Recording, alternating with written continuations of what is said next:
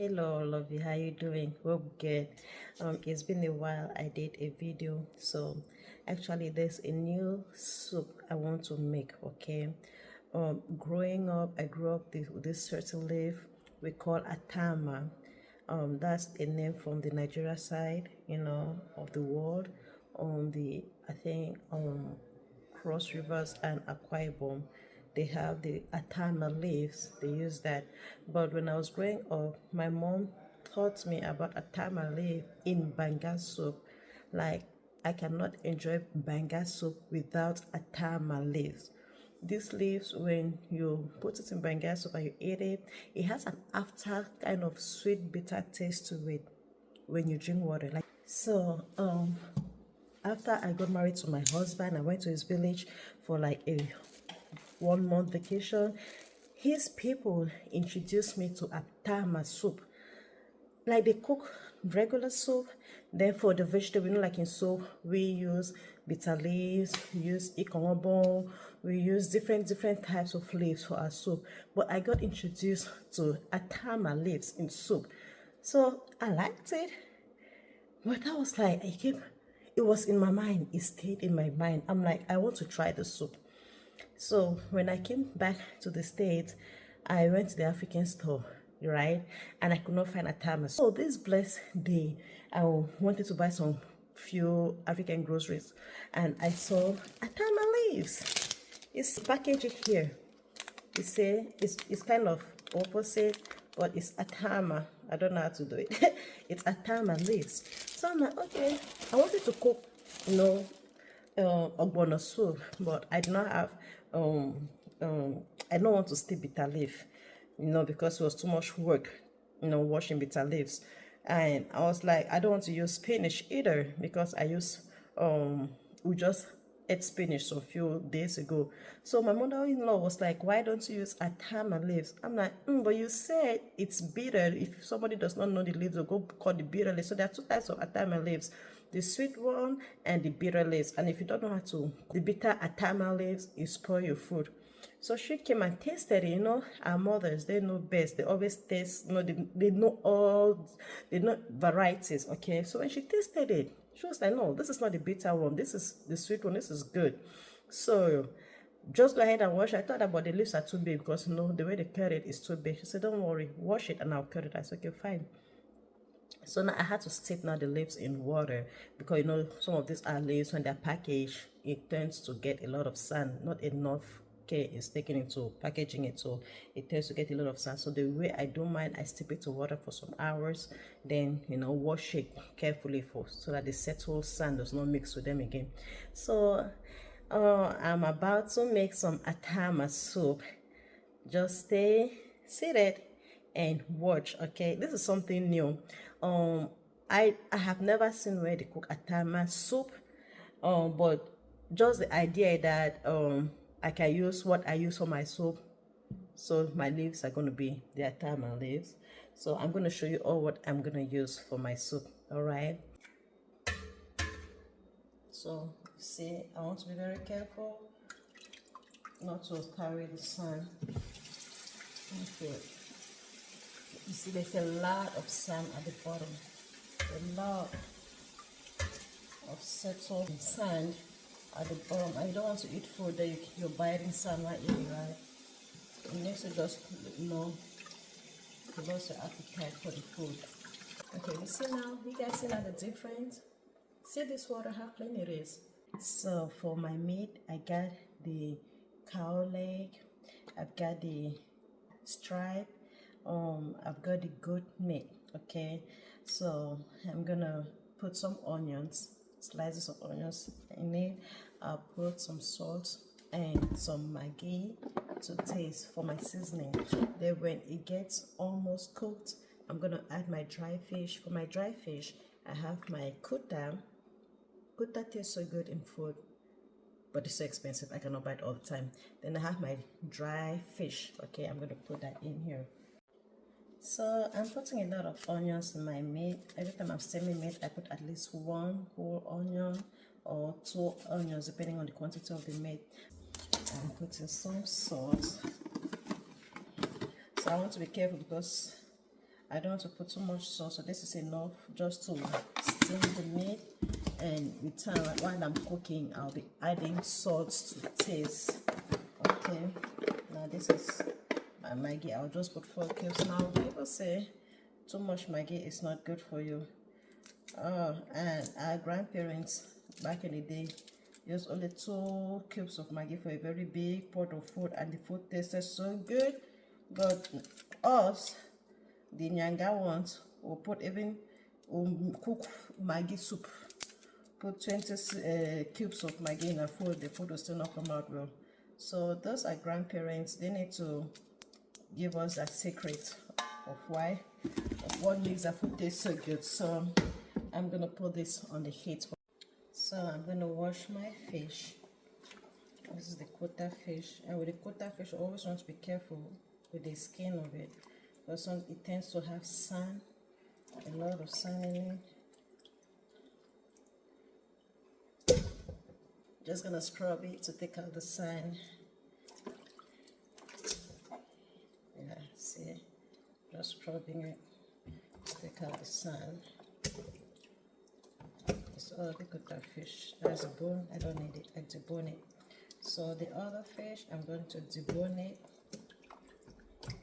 See, this has bones.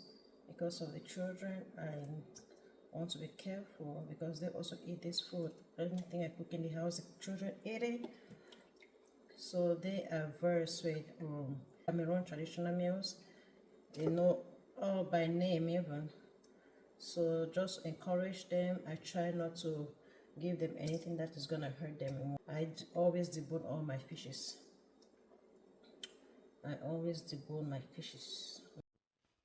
So here I got my pepper, my ginger, my garlic. See this round thing? I don't want to touch it because that pepper, believe me, is hot. So I've got my jangsa. This is what we call jangsa in Cameroon. So I've put those in the blender, and I'm gonna add my crayfish in here. Okay, I'll blend it. I love crayfish in my food, but not too much of it. Okay, everything is in moderation. So I have washed my egusi. I also want to blend this.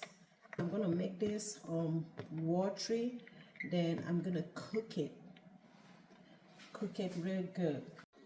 So ogbono, do you guys know the hack? You see how it's solidified? How do you do for it to be liquidy? So this is what my mom taught me growing up. When you grind your mango and it dries up, it gets liquidy. You put palm oil in it and you warm it up. Okay, that is it. That is the secret. So I'm going to put some palm oil in here and let it stand. When I'm ready to cook, I will put it in the microwave for it to melt. So when it melts now, my ogbono is going to be soft. So the meat is almost ready. While the egusi is cooking, it's cooking alongside the meat. I want to put the egusi first before putting the leaf, because that leaf was dried before setting it overseas. I need to put it and let it cook. Normally when you're cooking soup, you put egusi vegetable like last. But because this vegetable is very dry, I'm going to let it cook alongside the egusi. Okay, so, and the dry fish too, I don't want to put it so soon, because it's not as hard as meat. It's not as hard as the goat and the, I can put the other type, the strong kanda. The strong kanda is hard but not too hard. I'm gonna let this cook. When this water reduces, I'm going to be adding hot water, okay, because the hot water helps better with the forming of the egusi. When you put cold water, it's going to take longer, so I don't want that.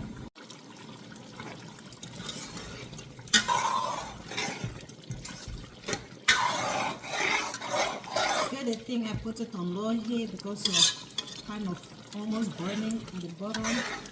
So my egusi is forming.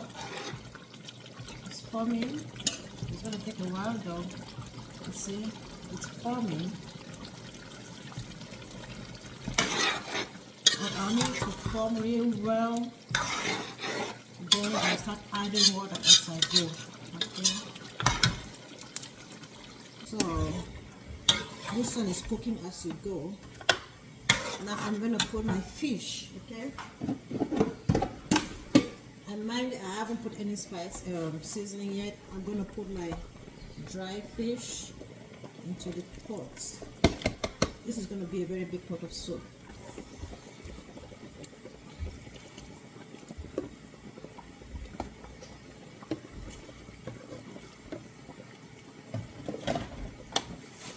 So I'm gonna let this cook for a little while. But while this is cooking, I'm gonna put my leaves, my Atama leaves. This is what makes it different. You see, my Atama leaves. So Cameroonians, I don't think most Cameroonians know about this. I grew up with this, but my mom was putting this in banga soup. Okay, as I said earlier, we're putting this in banga soup. But today, you know, when I got married to my husband and I went to spend some time in his village, I learned about Atama soup. But the way I'm doing it, it wasn't done that way because the soup looked different. Okay, so this is my own delicious, recipe. Okay, I don't know if anybody out there in the world cooks it the way I'm cooking. I'm making my base the same as I'll make for my ogbono, as I'll make for my egusi, as I'll make for my bitter leaf soup. But this is the secret ingredient. My Atama is different. Okay, this is a different type of soup I'm gonna make. So while the fish is getting cooked, I'll put the Atama leaves too in it. I'm gonna put the Atama leaves. Now I'm gonna put my palm oil so that all of it will cook at the same time.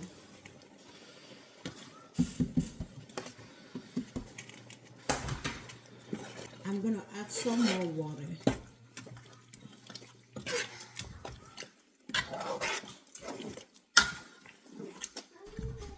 How thick it is, but this is super thick. I'm going to add water, and while it's cooking, I'm boiling water at the side so that I'll continue with the heat. Okay, I don't want to put cold water because when I put cold water slows down the cooking process. So while this is cooking, I've put water at the side for it to be boiling, so that I'll continue. So see how thick my soup is. Now I'm going to add my palm oil. I put just a little bit there, remember there's the oil in here for my ogbono. I'm going to do that later when it's time for me to put it in the pot. I just put it right here. It's going to cook together with the egusi, the atama, So there we go.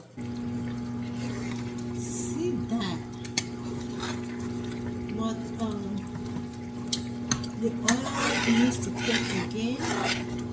Okay, guys. So everything is almost ready. But I'm gonna let it cook again.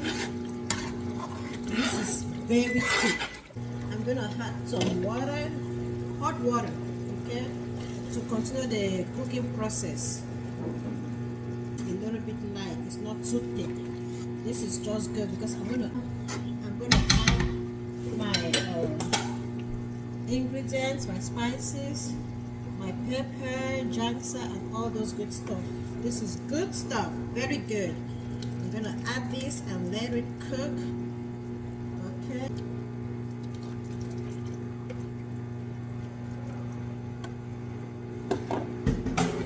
Then I'm gonna put my Maggi to taste. This is much. I'm gonna taste it now to make sure everything is good. I need some salt and some more Maggi.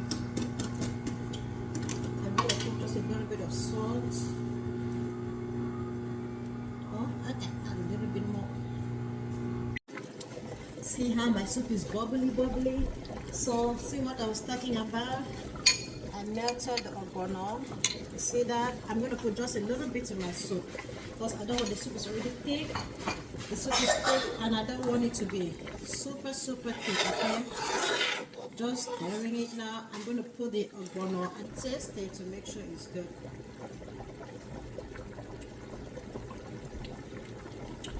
Everything everything is okay, but I don't have pepper. So instead of grinding some more pepper, I'm just going to throw it in there.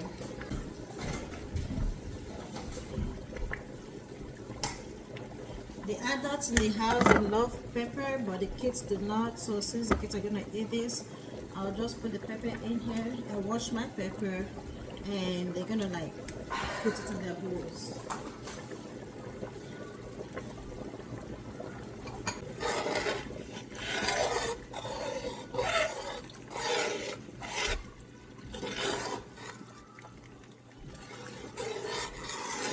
See, now it shows that the palm oil is well cooked. Palm oil is well cooked. Now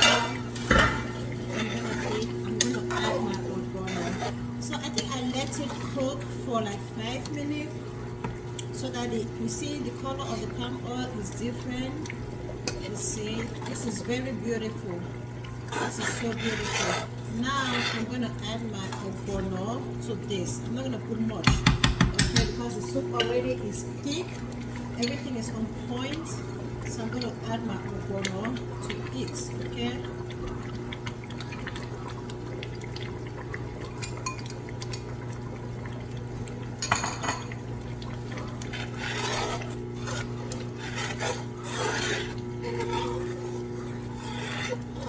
Now, since I've added oregano, I'm not going to cover the pots. I'm just going to let it cook and let the oregano cook. You see, now it's thick. You see, it's getting, so you see, that's my soup. Since I came to the US, I've never made oregano soup that is slimy. My oregano soup is always thick because it's not like directly from the farm. It's been dried and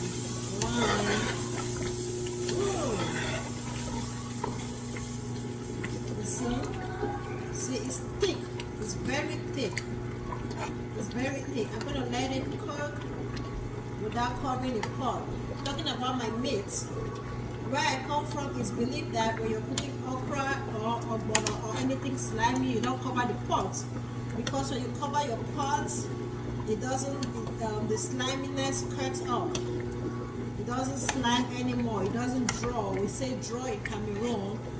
Your pot soup no will draw again if you cover the pot. So some people say that is just a myth. It's not true, because they cover their pot and it's still slimy. I don't know about you guys, but my soup is ready.